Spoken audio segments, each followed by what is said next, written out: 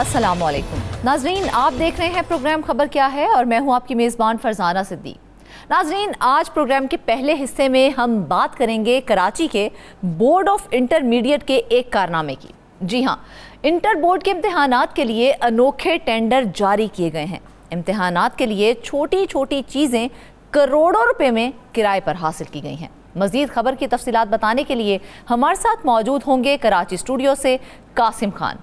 जबकि प्रोग्राम के दूसरे हिस्से में हम बात करेंगे लाहौर डेवलपमेंट अथॉरिटी के प्लानिंग जोन 2 में करप्शन का संगीन स्कैंडल सामने आया है, जहां सीनियर अफसरान पर इल्ज़ाम है कि उन्होंने रावी ब्लॉक में गैर कानूनी तामीरात की इजाज़त देने के इवज़ लाखों रुपए की रिश्वत वसूल की है। मज़ीद तफसीलात बताने के लिए हमें ज्वाइन करेंगे लाहौर स्टूडियो से फ़हीम अमीन। जबकि प्रोग्राम के आखिरी हिस्से में हम बात करेंगे सिंध की, जहां पर महकमा खजाना की जानिब से नॉन ADP स्कीम पर आउटसाइड बजट पर रकम जारी न करने के बाद मुख्तलिफ महकमों के अफसरान की जानिब से असरो रसूख के जरिए रकम सिंध काबीना की बनाई गई काबीना कमेटी बराए खजाना तक रसाई हासिल करके वहां से आउटसाइड बजट से नॉन ADP और ग्रांट की सूरत में बड़ी रकम हासिल करने में कामयाब हो गए हैं। इस पूरी खबर पर बात करने के लिए हमें ज्वाइन करेंगे मंसूर मुगीरी। तो नाज़रीन, चलते हैं आज की पहली खबर की जानिब। आपको बताएं कि कराची के बोर्ड ऑफ इंटरमीडिएट के एक कारनामे की। जी हाँ, इंटर बोर्ड के इम्तिहानात के लिए अनोखे टेंडर जारी किए गए हैं। इम्तिहानात के लिए छोटी छोटी चीज़ें 4 से 5 करोड़ रुपए में हासिल की गई हैं, और वो भी किराए पर। बड़े सरकारी और निजी तालीमी इदारों को नज़रअंदाज करके छोटे छोटे सेंटर बनाए गए, और छोटे सेंटर्स में कुर्सियों, टेबल और कनातें किराए पर लेने के लिए टेंडर जारी किया गया है। मजीद खबर की तफसीलात बताने के लिए हमारे साथ कराची स्टूडियो से नुमाइंदा कराची कासिम खान। कासिम, हमें ये बताएं कि इम्तिहानात के लिए मामूली चीज़ों पर करोड़ों रुपए किराए पर खर्च करना क्या दुरुस्त इक़दाम है? जी देखें, अंधेर नगरी चौपड़ राज का अगर कोई अमली नमूना देखना हो तो इस वक्त board of intermediate education Karachi इसका अमली नमूना बना हुआ है।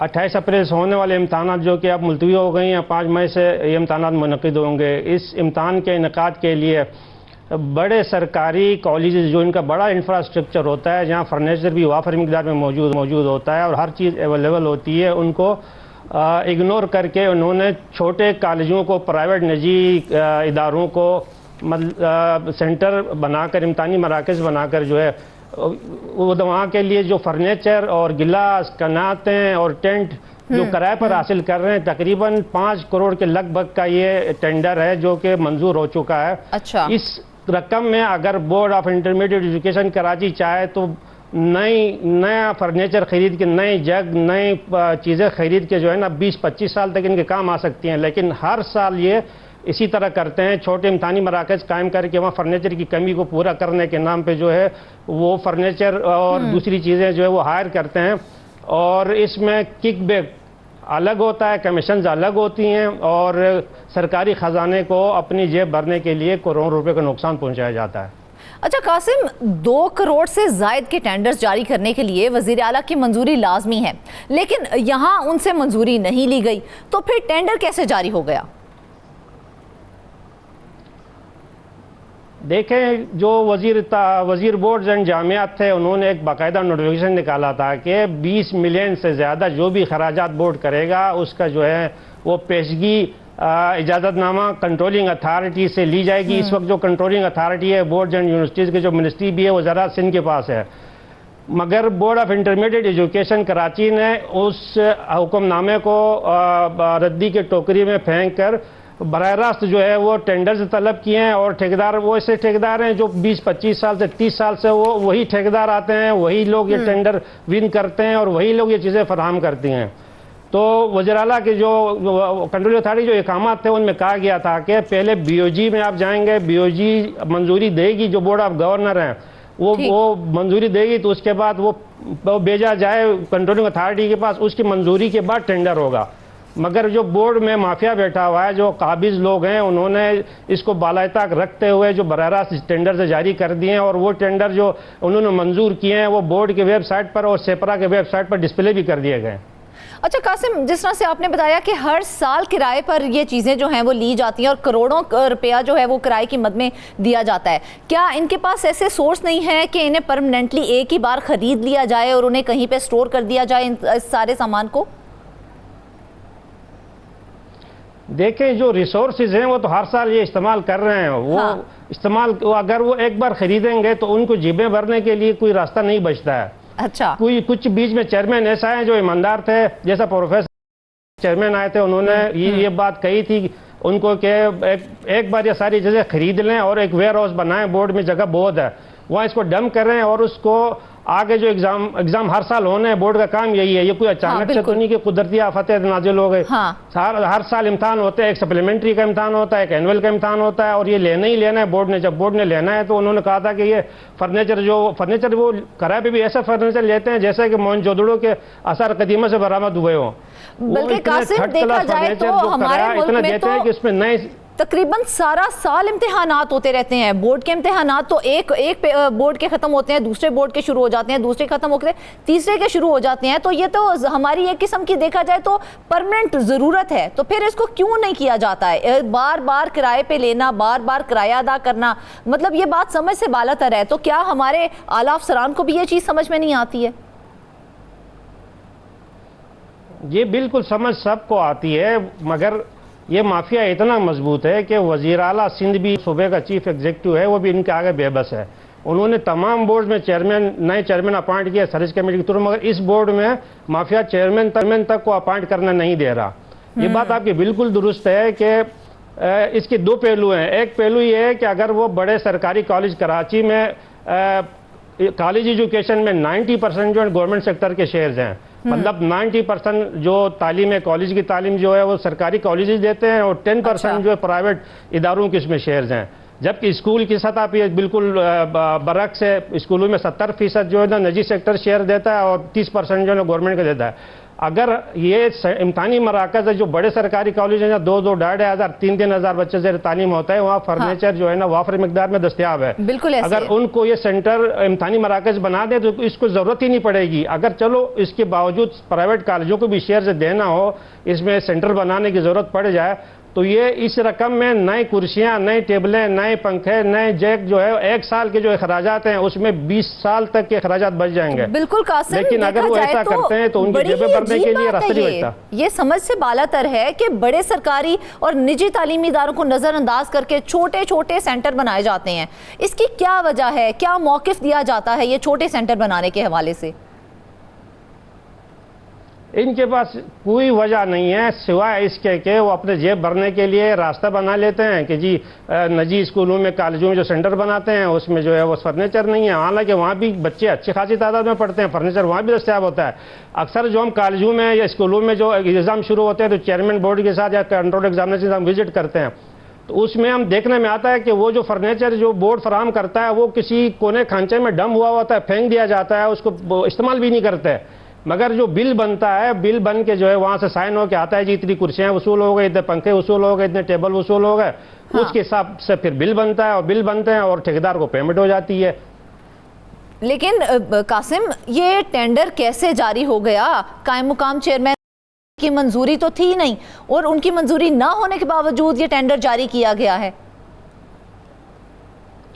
जी, जो कायम मुकाम चेयरमैन थे उन्होंने कहा था कि भाई जो सर्च कमेटी ने इंटरव्यूज के अनकरीब जो है वो नए चेयरमैन आने वाले हैं, ये टेंडर जो है करोड़ों का मामला है, इसमें मैं इन्वॉल्व नहीं हूँगा। हाँ। उन्होंने तो इनकार कर दिया। दूसरी बात यह है कि ये जो टेंडर होते हैं वो इंस्पेक्टर ऑफ कॉलेजेस जो बोर्ड का एक अफसर होता है उनके प्रपोजल से आगे टेंडर होते हैं। जब ये कंट्रोलिंग अथॉरिटी की तरफ से लेटर आया कि जी वहाँ से प्रियोर अप्रूवल ज़रूरी है, उसके बगैर टेंडर नहीं करें, तो उन्होंने अपना एक नोट लिख के सेक्रेटरी को कहा कि जी मैं अपना प्रपोजल वापस लेता हूँ, ये जो कंट्रोलिंग अथॉरिटी के अहकामात की बिल्कुल खिलाफ वर्जी है, और इसको पहले कंट्रोलिंग अथॉरिटी से जो है वो अप्रूवल लिया जाए, उसके बाद जो है वो टेंडर जारी किया जाए। ठीक है। तो उनकी बात बिल्कुल भी नहीं सुनी गई, बल्कि उनको बुला के उनको बड़ा बुरी तरह उनके साथ पेश आया गया। अच्छा। और उसके बाद जो है ना उसको ऑफिस से बाहर निकाल दिया।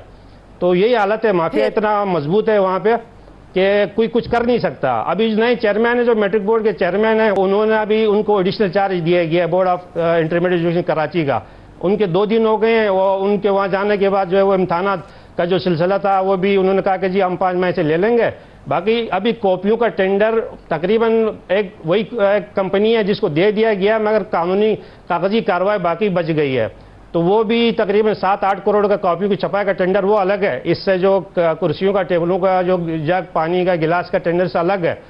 तो वो एक अजीब सूरत हाल है। कोई शख्स जो है ना वहाँ पे, कोई शरीफ आदमी वहाँ पे चेयरमैन का चार्ज लेने को तैयार नहीं था। इससे कबल जो है ना 2 चेयरमैनों ने जो सिलेक्ट किया था सर्च कमेटी ने, उन्होंने विड्रॉ कर लिया कि जी हम इस माफिया को फेस नहीं कर सकते, लिहाजा हम यहाँ पे चार्ज नहीं लेंगे। अच्छा, ये खाली कासिम आप अजीब की बात कर रहे हैं, ये अजीब नहीं, अजीबो गरीब सी सूरत हाल है कि जिसकी हमें समझ ही नहीं आ रही है कि ये माफिया इतना असर रसूख वाला है कि जिसमें वजीर आला की भी कोई हैसियत हमें दिखाई नहीं दे रही है। तो आखिर कौन है वो लोग जो इतना असर रसूख इस्तेमाल करके तो करोड़ों रुपया जो है वो सिर्फ किराए की मद में दे रहे हैं और उनको कोई पूछने वाला नहीं है? जी, वहाँ एक शख्स ऐसा है जो आजकल इनको हेड कर रहा है, जिनके पास कोई ओहदा भी नहीं है। अच्छा। वो अर्ली 80s में वो 26 रुपये डेली वेजेस पे और 800 रुपये माहाना पे असिस्टेंट स्टोर कीपर भर्ती हुआ था। उन्होंने 3 दिन दुगनी रात चुगनी तरक्की करते करते जो इस वक्त वो खुद साख्ता तौर पर इस बोर्ड में 19 ग्रेड में का अफसर हैं। अच्छा। और ये जितना भी नेटवर्क चलता है वो उन्हीं के कहने पे चलता है, और कोई शख्स बोर्ड में ऐसा नहीं है जो उनको किसी काम से इनकार करे। तो लेकिन कासिम, स्टोर कीपर से 19 ग्रेड का अफसर बन जाना इतना आसान है क्या? इतना आसान है? बस वो बन गए हैं। वो स्टोर कीपर डेली वेजेस 26 रुपये रोजाना की बुनियाद पर डेली वेजेस मिलती थी उनको, और 800 रुपये ऑन रिकॉर्ड बात है, उनका अपॉइंटमेंट लेटर पड़ा हुआ है। अच्छा। तो वो इस सारा सिस्टम को उन्होंने संभाला हुआ है। उनके आगे यूं समझें कि वो वज़ीर आला के अहकामात को भी नहीं मानते। मतलब एक कमेटी जो है चीफ मिनिस्टर्स इंस्पेक्शन कमेटी है, उन्होंने इंटर बोर्ड कराची का भी इंस्पेक्शन किया था, इंक्वायरी की थी, और हैदराबाद बोर्ड को इंक्वायरी की थी। तो हैदराबाद दोनों की जब रिपोर्ट पेश हुई तो हैदराबाद के जो बोर्ड के चेयरमैन थे, उन्होंने जिन जिन लोगों को उसमें मुलविस करार दिया गया था करप्शन में, उनको उन्होंने नौकरी से बर्खास्त कर दिया। मगर इस बोर्ड, कराची बोर्ड के जो इतना मजबूत माफिया है, उन्होंने उस रिपोर्ट को भी बालाए तक रखा हुआ है, रद्दी की टोकरी में फेंका हुआ है। उस रिपोर्ट को बीओजी में पेश, यानी जो बोर्ड ऑफ गवर्नर है जो फैसले करती है, बोर्ड की जो बीओजी होती है, उसमें पेश होने नहीं दे रहे। उस रिपोर्ट में ये भी लिखा हुआ था कि उन साहब समेत 3 और मुख्तलिफ अफसरान थे। वो अफसरान जो है उनको रिपोर्ट में लिखा था, बाकायदा मेंशन किया था कि उनको किसी भी इंतजामी ओहदा ना दिया जाए। उनमें से एक साहब जो है वो इस वक्त एक वफाकी इदारे में ग्रेड 21 में बैठे हुए हैं। ये साहब बोर्ड में इसी बोर्ड में मौजूद हैं। एक साहब इसी बोर्ड में, दूसरे साहब इसी बोर्ड में कायम ओहदे पे मौजूद हैं। सख्ती से कहा गया था कि किसी और केस में कोई ओहदा नहीं देना, तो फिर क्या फायदा ऐसे अहकामात का जिनको हवा में ही उड़ाना है? बस वो इम्प्लीमेंटेशन नहीं होने दे रहे हैं, क्योंकि इनके पास अरबों रुपए हैं। और इस साल जो है ना, सिर्फ इस साल इम्तहानी जो नताज फरोख करके भी हमने पिछले प्रोग्राम में भी डिस्कस किया था कि 65 करोड़ से ज्यादा रकम वसूल की गई है, और ये रकम इन्हीं कामों में इस्तेमाल होती है। कोई इंक्वायरी आती है तो वहाँ अभी एक स्पेशल ऑडिट हो रहा है। हाँ। उस ऑडिट में भी जो है वो यही कोशिश की जा रही है कि उनको भी रिश्वत दे के उन्होंने एक फंड कायम किया है जो ब्लैक मनी इनके पास आती है, जो इसमें टेंडरों में से जो पैसे आते हैं, बच्चों को पास फेल करके जो पैसे आते हैं, उन्होंने एक फंड कायम किया है जो आपस में बांटने के बाद जो एक 5 करोड़ का जराये के मुताबिक फंड कायम किया है। उस फंड का नाम दिया है। तो उस फंड को जो है वो जो लोग इंक्वायरी के लिए आते हैं या जो महकमा एंटी करप्शन एस्टेब्लिशमेंट का काम है, रोकथाम के लिए उनकी कोई इंक्वायरी शुरू होती है तो वहाँ देके ये मुंह बंद करा देते हैं। अच्छा। और ये आराम से बैठे हुए हैं। वज़ीर आला सिंध के लाख कोशिशों के बावजूद अभी तक इस बोर्ड में जो है वो नया चेयरमैन तैनात नहीं हो सका है। लेकिन कासिम, देखा जाए तो इतना बड़ा मामला तो अब सामने आ चुका है, इतने बड़े स्कैंडल जो हैं वो अयां हो चुके हैं, तो कोई कार्रवाई अमल में लाई गई अब तक? अभी तक कोई कार्रवाई अमल में नहीं लाई गई। इस वक्त जो कंट्रोलर है नाजिम इम्तहानात है board of intermediate education Karachi की, उनके ऊपर 3 इंक्वायरियाँ हो चुकी हैं। उन्होंने अपनी फेल बेटी को A1 ग्रेड में पास किया। उनकी कॉपियाँ, उनकी अवार्ड लिस्टें, उनकी टेबुलेशन रजिस्टर की कॉपियाँ सारी एंटी करप्शन के पास भी गई, जो इंक्वायरी कमेटी उनके पास भी गई। इंक्वायरी कमेटी बैठी, जो फैक्ट फाइंडिंग कमेटी थी, कमेटी ने इनको बुलाते रहे, 10 दिन तक वो इंक्वायरी करते रहे, वो ऑफिस ही नहीं आई। और उसके बाद उनको उठा के, उसको डिप्टी कंट्रोलर थी, उसको उठा के उनको कंट्रोलर ऑफ एग्जामिनेशन बना दिया। जो आईटी इंचार्ज थे उन्होंने, जो कमेटी, फैक्ट फाइंडिंग कमेटी ने कहा कि ये बुराई की जड़ जो है ना आईटी सेक्शन है, उनको जो नॉन कैडर अफसर को उठा के उन्होंने, जिनकी पीएचडी की डिग्री भी जाली है, किसी ऑनलाइन किसी इदारे से खरीदी हुई, जो पाकिस्तान का हायर एजुकेशन कमीशन है उसको रिकॉग्नाइज ही नहीं करता, उसकी बेस पर वो भर्ती हुए थे। बिल्कुल, उनको उठा के उन्होंने डिप्टी कंट्रोलर महकमे का ये हाल होगा कि एक स्टोर कीपर को उठा के 19वें ग्रेड का अफसर लगा दिया जाएगा, ऐसे तालीमी निज़ाम का जो मुस्तकबिल है वो क्या होगा, ये तो खुदा ही बेहतर जानता है। वापस आएंगे ब्रेक के बाद।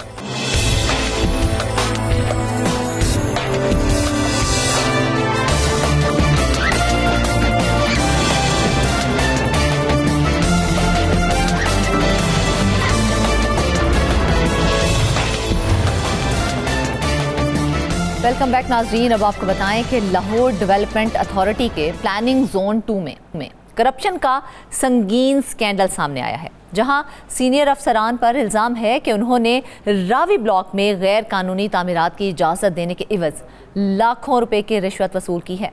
ज़राए के मुताबिक प्रॉपर्टी नंबर 794 रावी ब्लॉक पर एक जाली इन्हदामी कार्रवाई की गई ताकि असल में जारी गैर कानूनी तामीरात को तहफ़्फ़ुज़ फराहम किया जा सके।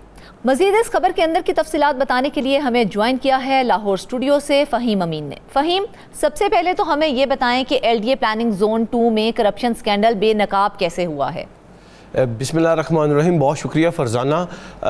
आपको एक बात बताऊं कि अगर लाहौर में आपने किसी घर की छत पर पानी का एक टैंक बनाना है ना, अगर उसके ऊपर आप 2 ईंटें रखेंगे तो LDA का फील्ड का अमला जो है ना वो आपको वो पानी की टैंकी के लिए 2 ईंटें रखने नहीं देगा।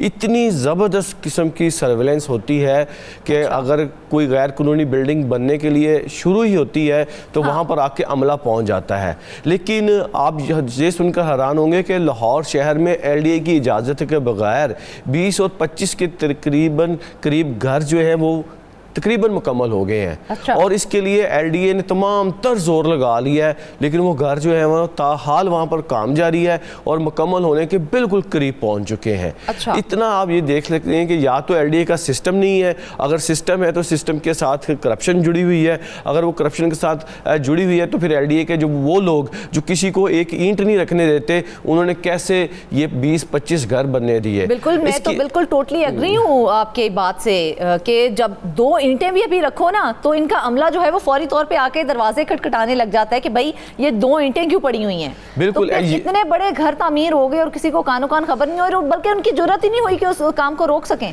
नहीं, जरूरत जरूर हुई, लेकिन ये एक बड़ा सिस्टम है और ये सिस्टमेटिक फेलियर आप कह सकते हैं LDA का कि एक जो रावी ब्लॉक है इलामा इकबाल टाउन का, वहाँ पर घरों की तामीर शुरू होती है गैर कानूनी तौर पर। अच्छा। और जब घरों की तामीर शुरू होती है तो फौरी तौर पर LDA का अमला वहाँ पे पहुंचता ज़रूर है, उनसे पूछता है जनाब ये आप क्या कर रहे हैं। वो LDA को खातर में ही नहीं लाते। अच्छा। और अपना काम जारी रखते हैं। आपको ये बताऊं कि जो ये घर गैर कानूनी तौर पर बन रहे हैं, इन गैर कानूनी घरों के बनने से LDA को करोड़ों रुपए का नुकसान हुआ है। अच्छा। क्यों? अब आपको मैं बता देता हूँ कैसे। जब ये घर बनना शुरू होते हैं तो ये कलेक्टिव लैंड होती है, जब उस लैंड को आप छोटे हिस्सों में तकसीम करते हैं तो उसके लिए बाकायदा तौर पर LDA से उसकी सब डिवीजन करवानी पड़ती है। अच्छा। जिसके एवज लाखों रुपया LDA को फीस पे करनी होती है। एक तो वो उन्होंने फीस पे नहीं की। हाँ। दूसरा, आपने अगर घर में एक कमरा भी एक्स्ट्रा बनाना होता है तो उसके लिए आपने नक्शा जमा करवाना होता है। और आपको मैं बता दूं कि हजारों लोग ऐसे हैं जिनके केसेस जो हैं वो शिफ्टिंग की वजह से इलामा इकबाल जोन के पड़े हुए हैं और उनकी शिफ्टिंग ही नहीं हो रही और उसकी वजह से वो टाउन प्लानिंग से अपना नक्शा पास नहीं करवा रहे। तो उस सिलसिले में भी लोगों को करोड़ों रुपए पे करना पड़ते हैं अपने नक्शा पास करवाने के लिए। आप ये देखें, गैर कानूनी तामीर, नक्शा फीस नहीं जमा करवाई। हाँ। सब डिवीजन फीस जमा नहीं करवाई, ना वासा का NOC लिया। हाँ। ना टीपा का NOC लिया, ना दीगर माहौलियात के NOCs लिए। किसी चीज़ की ज़रूरत नहीं है, सिर्फ आपको थोड़ा सा दिल गुर्दा दिखाना है और थोड़ा सा LDA की सपोर्ट चाहिए होगी। अब ये सपोर्ट बड़ी टेक्निकल तरीके से की जाती है। वो कैसे की जाती है वो ज़रा मैं आपको बताता हूँ। जब ये गैर कानूनी हाउसिंग घरों के बनने का इंकशाफ हुआ तो LDA ने जी एक ऑपरेशन किया, फिर दूसरा ऑपरेशन ऑपरेशन किया। अब ये ऑपरेशन जो थे ये मेन बिल्डिंग के ऊपर नहीं किए गए, ये सिर्फ जो बाहर एक दीवार होती है उसको गिरा के ऑपरेशन का नाम दिया गया जी कि ऑपरेशन हो गया। घरों की तामीर, घरों का स्ट्रक्चर वैसे का वैसा खड़ा हुआ। फिर क्या हुआ, फिर एक मुकदमा दर्ज करवाया एलडीए ने, फिर दूसरा दर्ज करवाया, फिर तीसरा दर्ज करवाया। आया कि ये 3 मुकदमात अगर आपने दर्ज करवा दिए तो उसकी इन्वेस्टिगेशन में उन लोगों को गिरफ्तार क्यों नहीं करवाया गया कि जो लोग गैर कानूनी तौर पर अपने घरों को बना रहे हैं या उसकी तमीर कर रहे हैं। एलडीए इतना कमजोर है, और खास तौर पर जब एलडीए का फील्ड अफसर है, जो अमला है, जिनकी जिम्मेदारी है कि कोई भी गैर कानूनी तामीर होगी तो उन्होंने उसको मौके पर ही जाके रोकना है, तो उसको मौके पर क्यों नहीं रोका गया।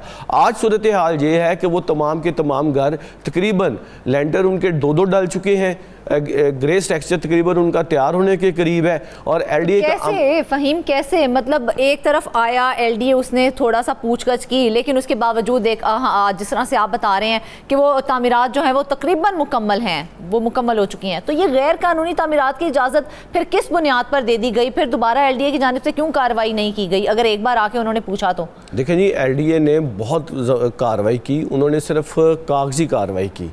उन्होंने अगर ऑपरेशन किया तो ऑपरेशन में भी सिर्फ मेन स्ट्रक्चर को नुकसान नहीं पहुंचाया, बाहर वाली दीवारें गिराकर, मैं बता रहा हूँ कि 2 नहीं 3 दफ़ा ऑपरेशन कर दिया। अच्छा। लेकिन वो ऑपरेशन इसलिए किया गया ताकि हुकाम को दिखाया जा सके जी हमारी तरफ से ऑपरेशन कर दिया गया है। लेकिन आज की भी ताज़ा तरीन सूरत हाल ये है कि वो घर वैसे के वैसे खड़े हैं। अब इस सिलसिले में एलडीए ने अपनी रिपोर्ट दी थी, उन्होंने इन प्रॉपर्टी की ट्रांसफ़र पर पाबंदी लगवा दी, उन्होंने म्यूनसिपल सर्विसेज के ऊपर पाबंदी लगवा दी। लेकिन सवाल तो ये है कि घर आज बन गए हैं, कल को इनके ऊपर लोग रिहाइश अख्तियार करेंगे, और जब वो लोग प्राइवेट लोग जिनको वो घर बेचे जाएंगे उनको फिर कहा जाएगा जी कि अब आप यहाँ पर मीटर भी लगवा लें, वहाँ पे आप पानी के कनेक्शन भी ले लें। अब लाहौर में सबसे बड़ा मसला पता यही होता है कि जब कोई चीज़ बन जाती है तो उसको फिर इंसानी हमदर्दी के तौर पर बिजली के मीटर्स भी लग जाते हैं, पानी के कनेक्शन भी दे दिए जाते हैं, LWMC की सर्विसेज भी दे दी जाती हैं। लेकिन ये एक केस जो हम लोग आपके सामने लेकर आए, ये बड़ा केस स्टडी है।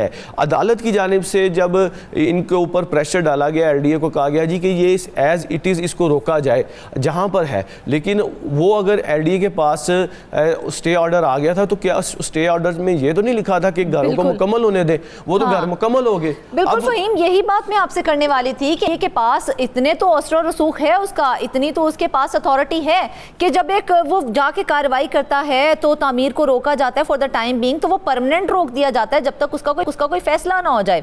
तो जब ये तामीरात हो रही थी तब क्या उसकी मॉनिटरिंग नहीं हो रही थी? जी सारे मॉनिटरिंग कर रहे थे, जो फील्ड ऑफिसर्स हैं इलामा इकबाल टाउन के, वहाँ पर पहुँचते भी रहे हैं, वहाँ पर जाते भी रहे हैं, और हफ्ते में एक दिन वहाँ पर जाके कुछ ना कुछ होता रहा है। लेकिन वो जो कुछ होता रहा है वो बाहर वाली साइड पर होता रहा है। हाँ। अंदर वाली साइड पे तो हुआ नहीं। तो छेड़ा ही नहीं अगर वो कहते हैं जी कि हमने 5 घरों को नुकसान पहुँचाया, 5 घरों को डिमोलिश किया, अगर 5 घरों को डिमोलिश किया तो फिर बाकी 20 किस तरह बन गए?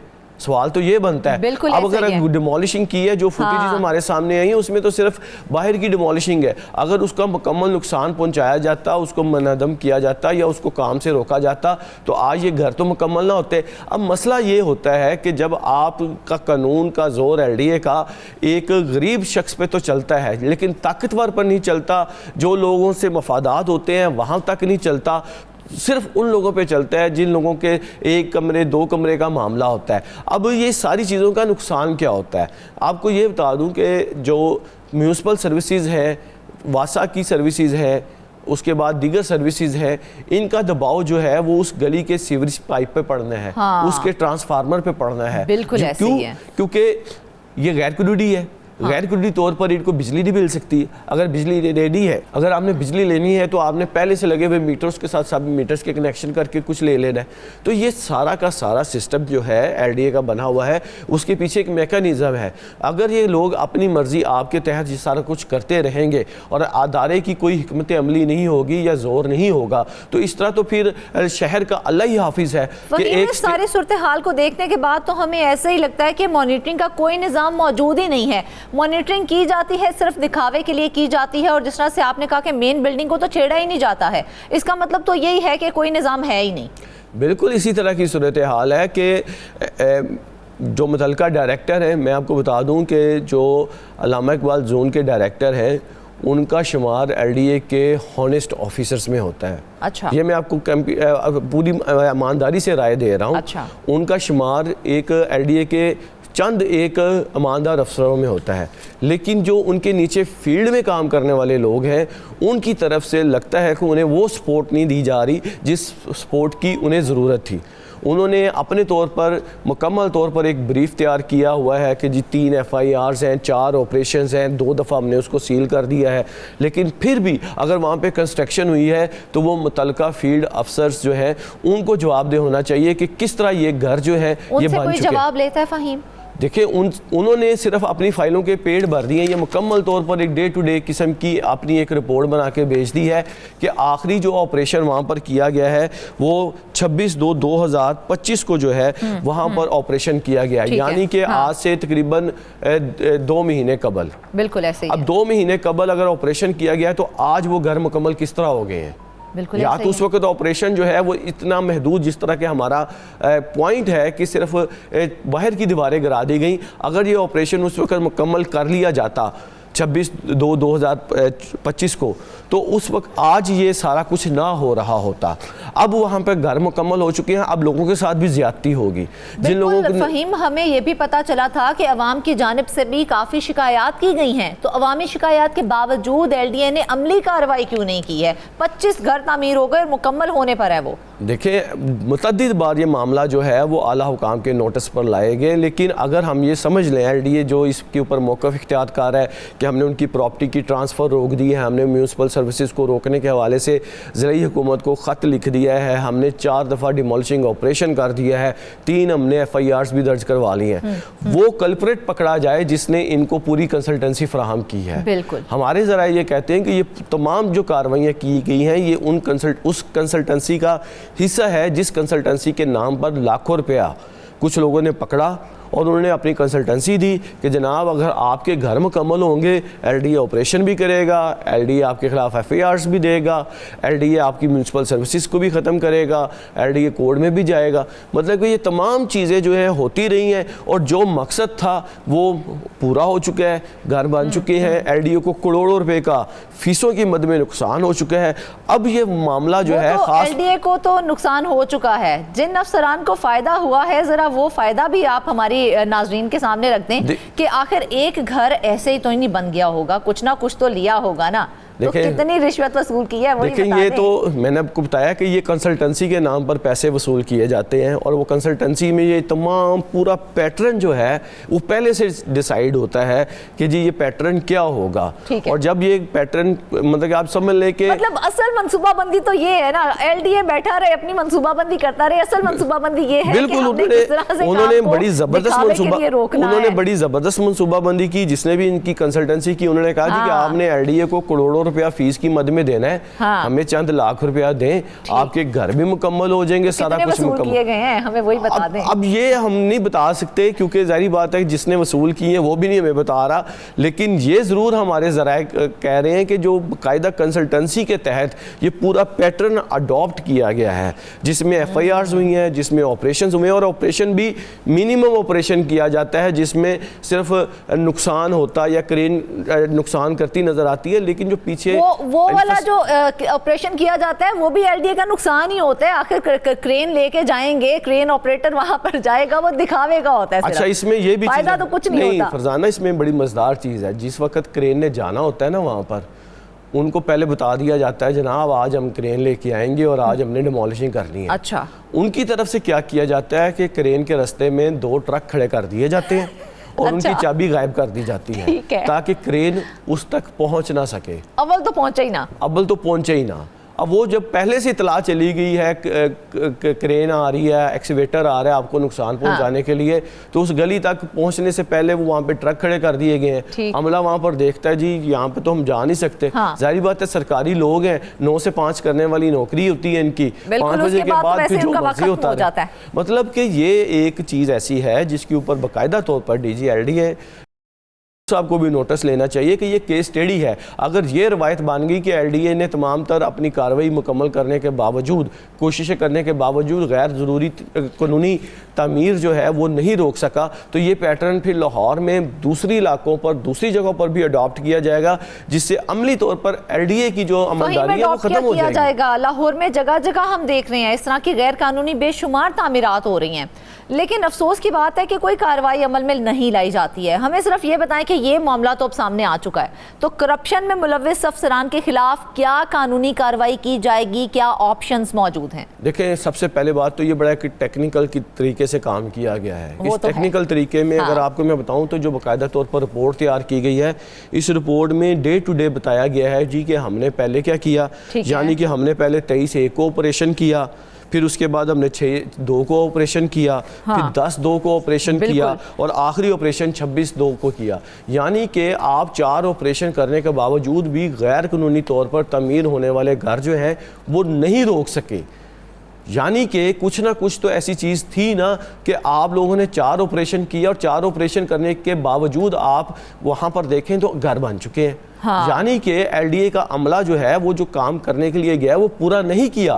उसके ऊपर बाकायदा तौर पर उन फील्ड ऑफिसर्स से, डिप्टी डायरेक्टर, असिस्टेंट डायरेक्टर, जो मुतलका सुपरवाइजर होते हैं, स्टेट अफसर होते हैं, उनसे जवाबदेही होनी चाहिए कि आप लोग वहाँ पर फिर कौन सा ऑपरेशन करके आए हैं कि आज वहाँ पर चीज़ें जो हैं वो अपनी जगह पर मौजूद हैं। ये मामला जिस तरह से फ़हीम क्लियर कट अब सामने आ चुका है कि गैर कानूनी तामीर हुई है, तो वो 25 घर जो अब तकमील के मराहिल में हैं, उनका मुस्तकबिल क्या होगा? जी, मुस्तकबिल ये है कि वो घर जो हैं वो अब फिनिशिंग होगी उनकी प्रॉपर। अच्छा। अब इन्होंने उनको कहा जी कि आप इसकी ट्रांसफ़र रोक दें। अच्छा। अब एक चीज़ जो है वो गैर कानूनी तौर पर बन गई है, वो एलडीए के दायरा कार से निकल गई है। अगर उसको ट्रांसफ़र तो रोकेंगे तब ना जब उसकी सब डिवीज़न होगी, उसके लिए आपको फिर ट्रांसफ़र करने के लिए है ही गैर कानूनी, वो ट्रांसफ़र कैसे हो जाएगी? अब वो ट्रांसफ़र किस तरह से? बिल्कुल ऐसे ही है। एक चीज़ गैर कानूनी तौर पर बन गई है तो वो एलडीए के तरीक़ेकार और जुरिडिक्शन से बिल्कुल निकल गई है। उसकी वजह यह है कि अब अगर किसी ने उसको घर को बेचना है तो उसको ज़रूरत एलडीए की ट्रांसफ़र की नहीं पड़नी, उसको डिस्ट्रिक्ट गवर्नमेंट से ट्रांसफ़र की नहीं करनी पड़नी। उन्होंने वहाँ पर एक स्टाम्प पेपर बनाना है, एग्रीमेंट बनाना है और उस एग्रीमेंट पर वो घर बेच देने। और जब वो घर जिन्होंने ख़रीद रहे हैं उसके बाद तमाम तर ज़िम्मेदारी सारी ज़िंदगी उन्हीं की रहनी है, क्योंकि डेवलपर जो है वो तो सिर्फ घर को बनाकर उन फिनिशिंग करके उनको डिलीवर करने की हद तक ज़िम्मेदार था। उसके बाद फिर जब ये साल 2 साल 3 साल गुजरेंगे, जब उन्हें इस सारे मामले का पता चलेगा और जब वो अपनी म्यूनसिपल सर्विसेज और ट्रांसफ़र्स के लिए एलडीए के पास आएंगे तो एलडीए उन्हें टका के ये जो लेटर उनकी फाइल में लगे हुए हैं ना वो उनके सामने रखेगा कि ये तो चीज़ ही गैर कानूनी है। यानी देखा जाए तो पूरा का पूरा एक सर्कल बना है जिससे हुकूमत को हर तरह से नुकसान है। अगर थोड़ी सी आप तवज्जो दें तो इस मामले को हल किया जा सकता है, क्योंकि अगर देखा जाए तो लाहौर में जगह जगह गैर कानूनी तामीरात हो रही हैं लेकिन उसको रोकने वाला कोई नहीं है, और पेपर वर्क किस तरीके से किया जाता है कि अफसरान की करप्शन भी सामने नहीं आ सकती है। लेकिन हुकूमत को इस हवाले से होश के नाखून लेने चाहिए। वापस आएंगे इस ब्रेक के बाद।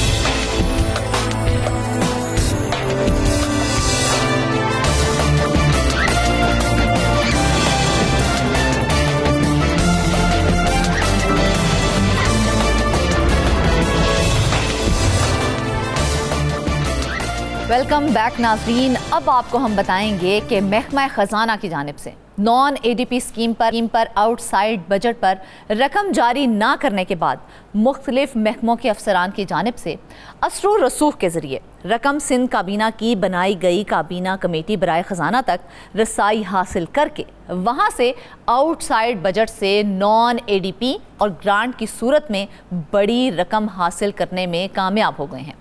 ज़राए से मौसूल दस्तावेज़ात के मुताबिक महकमा ख़ज़ाना की जानिब से आउटसाइड बजट जारी ना होने के बाद कुछ बाअसर अफसरान ने रकम की हासिलात के लिए सूबाई काबीना कमेटी बराए ख़ज़ाना के ज़रिए रकम हासिल करने में कामयाबी हासिल कर ली है।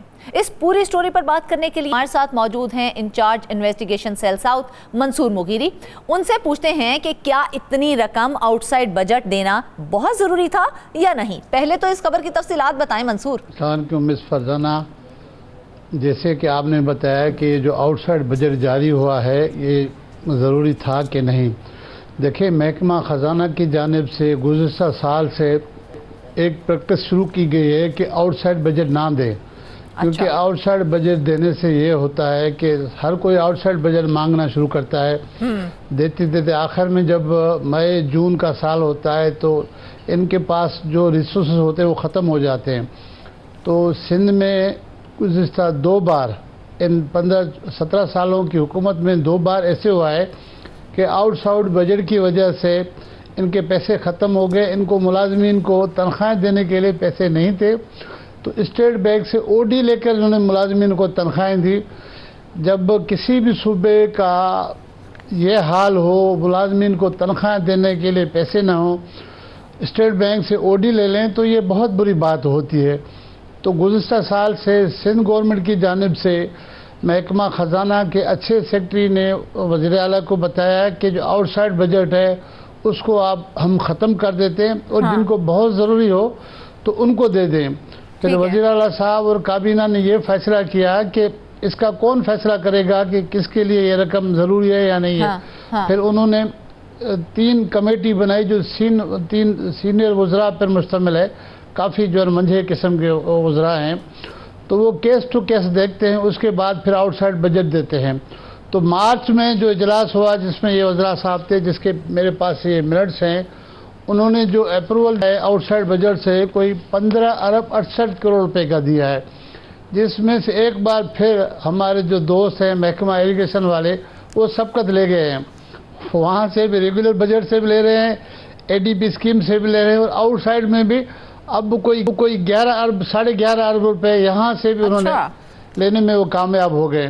जी हाँ, बिल्कुल। इरिगेशन मेरे पास मिनट्स मौजूद हैं जिसमें उनकी 3 स्कीमें हैं। एक स्कीम पे तो कोर्ट ने कहा था कि जो लाउंसडाउन पुल ब्रिज है सखर में उसको रिजर्व करें, उनकी प्रिजर्वेशन करें, वो तो बहुत ज़रूरी थी। उसके अलावा 10 अरब रुपए लाइनिंग ऑफ कैनाल के नाम पे यहाँ से पैसे जारी हुए, जबकि ऑलरेडी 10 अरब रुपए उनके पैसे इसमें पड़े हुए हैं ADP स्कीम में। 10 अरब रुपए ये outside budget lining of canal, जिसमें बता रहे हैं कि नारा कैनाल के 2 किलोमीटर पर जो है ना वो पिचिंग करेंगे, काम करेंगे, इसके लिए 10 अरब चाहिए। तो ये कमेटी ने 10 अरब रुपए वो दे दिए। और फिर एक जैकबाद के करीब जो है जो हवाई अड्डा है उसको महफूज करने के लिए एक ड्रेन गुजर रही है, हेरदिन ड्रेन कहते हैं। अच्छा। उसके लिए तकरीबन 99 करोड़ मतलब 1 अरब रुपए की उसके लिए भी मंजूरी दी गई है। इसी तरह सिंध सेक्रेटरीट की बिल्डिंग्स हैं, उनकी रेनोवेशन के लिए भी आउटसाइड बजट से कोई 1.5 अरब के करीब मंजूरी दी गई है। हैदराबाद शहर के लिए मेंटेनेंस रिपेयर के लिए 50 करोड़ रुपए की रकम दी गई है। और ट्रांसपोर्ट में ख़ास तौर पर फेडरल गवर्नमेंट एक ग्रीन लाइन मनसूबा यहाँ सिंध कराची में उन्होंने शुरू किया था। 3 साल तक फेडरल गवर्नमेंट ने चलाया, उसका पीरियड ख़त्म हो गया, अब सिंध के हवाले हुआ है। तो उसके लिए भी रकम चाहिए थी जो जेन्युइन रकम है, क्योंकि ग्रीन लाइन प्रोजेक्ट के लिए पैसे चाहिए थे। तो उस पर अच्छा खासा डिबेट हुआ है। तो 6 माह में कोई 1.25 अरब रुपए सिंध गवर्नमेंट को उस पर अखराजात आ रहे हैं सब्सिडी और ऑपरेशन के मद में। मुगरी साहब, आप कह रहे हैं कि काबीना कमेटी की जानिब से ये फैसले किए जा रहे हैं आउटसाइड बजट के लिए, तो महकमा खजाना आउटसाइड बजट से रकम नहीं दे रही है, तो उसकी क्या वजह है कि फिर वो क्यों नहीं दे रही है और काबीना कमेटी को इस तरह के फैसले करने पड़ रहे हैं? देखिए, यहाँ ये था कि इसका कलमदान जो खजाने का है वो वज़ीर आला के पास है। वज़ीर आला साहब बहुत मसरूफ़ होते हैं, तो पूरा लोड जो है महकमा खजाना के जो सेक्रेटरी हैं उन पे आता है। हर कोई वहाँ अप्रोच करता है, वज़ीर आला साहब के पास कहते हैं इनको फ़ोन करें सेक्रेटरी साहब को कि आउटसाइड बजट दे दे। तो उसका प्रॉपर मैकेनिज्म बन नहीं पा रहा था, इसीलिए सेक्रेटरी साहब ने सबको इनकार कर दिया, नहीं देना शुरू किया। तो अच्छी खासी बचत हुई है गुज़िश्ता साल। ठीक है। उसको देखते हुए उन्होंने एक काबीना कमेटी बनाई कि 3 वज़रा जो हैं वो देखेंगे, जिनका राइट बनेगा, जेन्युइन होगा तो उनको देंगे, अदरवाइज नहीं देंगे। तो इस तरह से ये कमेटी बनी है जो मामलात को देख रही है। अच्छा, मुगरी साहब मुझे ये बताएं कि जब रेगुलर बजट मौजूद है तो फिर आउटसाइड बजट जो है वो क्यों लेने की कोशिशें की जा रही हैं? देखिए, इंतहा अहम सवाल है आपका। मैं भी अक्सर बेशतर इनको कहता हूँ, जब रेगुलर बजट है, जब ADP स्कीमें बनाते हैं तो ADP स्कीमों में आप लेके जाए ना। मुगरी साहब, जब स्कीम बनाई जाती है तो उसके लिए पहले से सारा का सारा प्लान लेआउट तैयार किया जाता है, उसके बाद ही जो बजट रखा जाता है। तो जब मेन बजट वहां पर मौजूद है, फिर एकदम से साइड बजट कहां से आ जाता है? देखिए, ये अचानक इनको ख्वाब में कोई ख्याल आ जाते हैं, अचानक रात बीच में बजट पास होने के बाद अच्छा साल चल रहा है, अचानक इनको ख्वाब में ख्याल आया कि ये स्कीम बहुत ज़रूरी है, तो इसके लिए आउटसाइड के लिए पैसे चाहिए। अब पैसे पड़े तो नहीं है कि महकमा खजाना आपको दे दे, उसके लिए इन्होंने कमेटी बनाई है, कमेटी के पास ले गए और इस तरह की ये वजाहतें खूबसूरती से पेश करते हैं कि कमेटी वाले देख के हैरान हो जाते हैं। वो एक दूसरे को देखते हैं क्या करें, इनको पैसे नहीं हुई होती ये है, नुकसान अभी होगा। तो रेगुलर बजट भी इशू नहीं हुआ होता है, तो फिर साइड बजट आ जाता है, तो वो मतलब पहले ख्याल क्यों नहीं आता, बाद में आता है ओ हो हमारा ये काम रह गया था, उसके लिए हम बजट में पैसे डाल दें। देखिए, आउटसाइड बजट बेसिकली होना चाहिए इमरजेंसी के लिए, कि कोई इमरजेंसी आ गई है तो आप आउटसाइड से पैसे दे दें, क्योंकि इमरजेंसी का तो कुछ पता नहीं होता है ना किस टाइम आ जाए, तो इसीलिए एक ब्लॉक एलोकेशन के जरिए एक अच्छी खासी रकम मुख्तस करते हैं ताकि इमरजेंसी में वहाँ से आउटसाइड पैसे बजट से पैसे निकालें। अब इरिगेशन को हर साल 12 महीने जो है इमरजेंसी है, अपनी रेगुलर बजट एडीपी के बाद भी आउटसाइड बजट इनको चाहिए। इनकी प्रैक्टिस कई सालों से है, भाषा लोग हैं, इनको कोई कहने वाला है नहीं।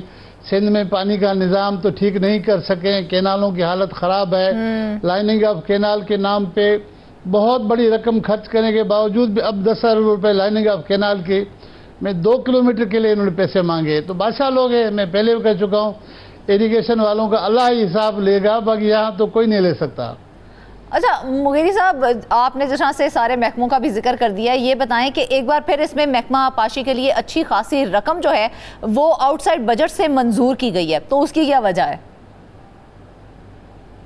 देखिए, मैंने यही बताया है कि भाषा लोग हैं, इनको ख्याल आ जाता है या इनको हुक्म होता है, सिफारिशी कल्चर यहाँ ज़्यादा है बहुत, कि यहाँ इसके लिए रकम रखें। अब रकम बजट में जो मुख्तस है वहाँ तो काम नहीं हो सकता, फिर आउटसाइड बजट ये मेहनत करके इतनी मेहनत ज़रूर करते हैं कि कागजात बहुत खूबसूरत बनाते हैं, जस्टिफाइड स्कीम बना के लेके आते हैं, फिर ऊपर से सिफारिशें में लगाते हैं, फिर जिस तरह से इस कमेटी के सामने पेश करते हैं, कमेटी बेचारी मजबूर हो जाती है कि वाकई ऐसा ना करेंगे तो ये नुकसान होगा, अगर खुदा न खासा नुकसान होगा तो कल इनके खिलाफ उंगलियां उठाएंगे।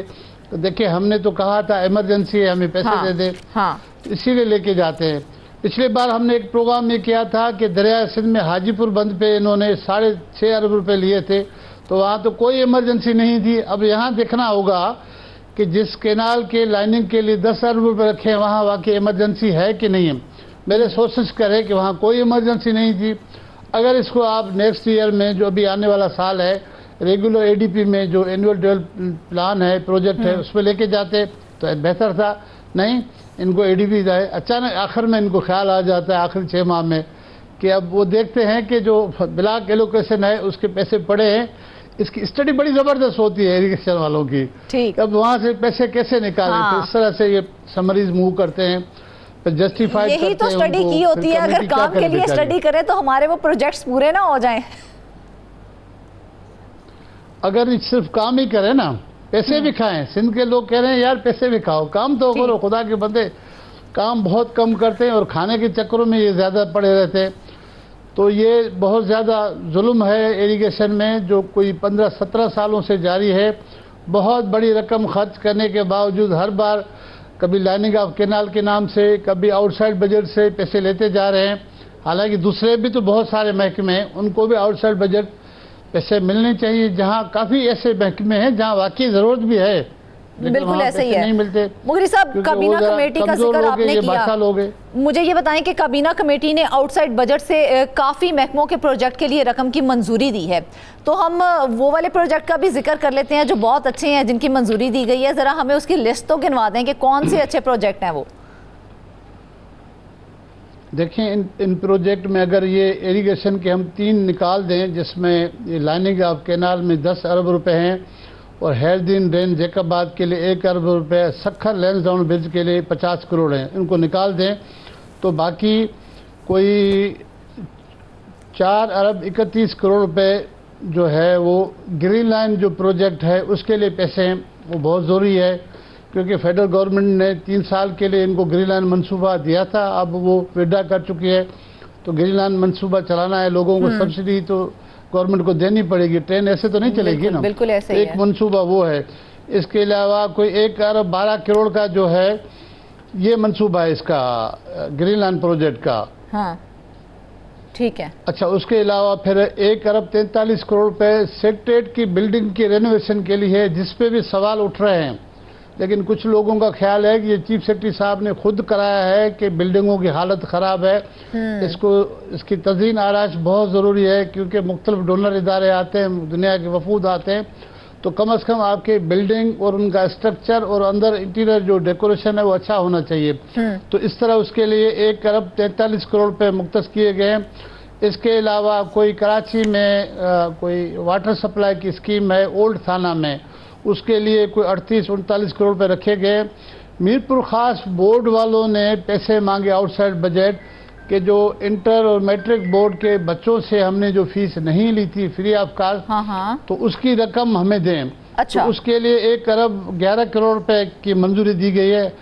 एजुकेशन के मामले पे खर्चे हैं तो अच्छी बात है, क्योंकि बच्चों ने पैसे नहीं दिए थे, फ्री ऑफ कास्ट हुआ था। ठीक है। उसके अलावा कराची किडनी सेंटर है, कराची किडनी सेंटर है, उसको एक बार ग्रांट इन एड मदद दी गई है 50 करोड़ रुपए की कराची, ताकि किडनी सेंटर को बेहतर करें और जो SIUT के अलावा दीगर हॉस्पिटल है उन पर लोड कम हो। अब देखना ये कि 50 करोड़ रुपए सिंध गवर्नमेंट ने दिए, तो किडनी सेंटर वाले जो गरीबों के कितने गरीबों का मुफ्त इलाज करेंगे या कोई परसेंट होगा नहीं, बिल्कुल इसका भी मैकेनिज्म देखना पड़ेगा।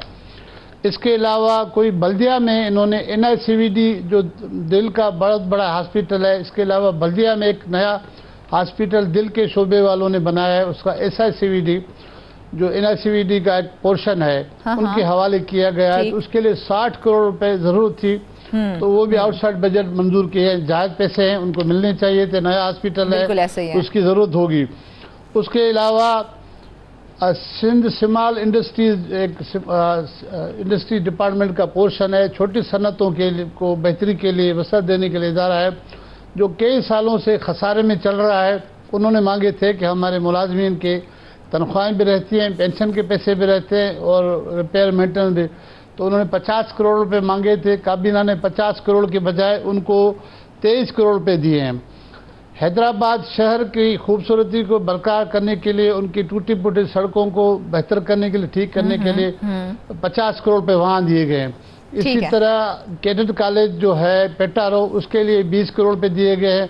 करमपुर कैडेट कॉलेज है, वहाँ बस खरीदने के लिए भी कोई 23-24 मिलियन रुपए वहाँ, बल्कि 16 मिलियन वहाँ दिए गए, 1 करोड़ 60 लाख रुपए। अच्छा। तो छोटी छोटी चीजें भी काफी इन्होंने की हैं जहाँ पर जरूरत थी। काफी अच्छे प्रोजेक्ट्स आपने गिनवा दिए हैं, बड़ी अच्छी बात है अगर इनको साइड बजट दिया जाता है, आउटसाइड बजट दिया जाता है। लेकिन बात तो ये है ना कि ये बजट उन तक पहुंचना भी चाहिए और वहां पे लगना भी चाहिए जिस अच्छे मकसद के लिए ये बजट दिया गया है। एक और बड़ी टेढ़ी सी बात है जो मैं आपसे पूछना चाह रही हूँ, जो मेरे दिमाग में चल रही है और मुझे समझ नहीं आ रही है कि अगर ये कमेटी अपने इजलास में हर बार आउटसाइड बजट से अरबों रुपए की मंजूरी देगी तो फिर सूबाई हुकूमत का खजाना खाली हो जाएगा, तो वो खजाना कैसे भरेगा फिर?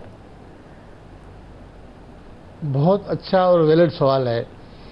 तो जाहिर है 3 जो वज़रा उन्होंने मुंतखब करके इस कमेटी में रखे हैं, तो ये वर्किंग करते हैं, महकमा ख़जाना से बता लेते हैं कि हमारे पास कितने पैसे जो ब्लॉक एलोकेशन है उसमें से खर्च हो चुके हैं। फ़र्ज करें 100 रुपये इन्होंने रखे हैं पूरे साल में इमरजेंसी के लिए, 100 रुपये में 6 माह में कितने पैसे खर्च हो चुके हैं, बाकी कितने बचते हैं, उसी हिसाब को देखते फिर थोड़ा थोड़ा ये देते रहते हैं। अच्छा। तो आखिर में ये कोशिश करेंगे कि जो जितने पैसे वो हम खर्च कर डालें किसी न किसी को देंगे। लेकिन होगा क्या कि इनको कहा जाएगा, अभी आखिरी जो क्वार्टर है इसको इनको कहा जाएगा कि अब छोड़ दें कि बाकी पैसे थोड़े बच जाएं ताकि अगले साल की शुरुआत में हमें काम आए।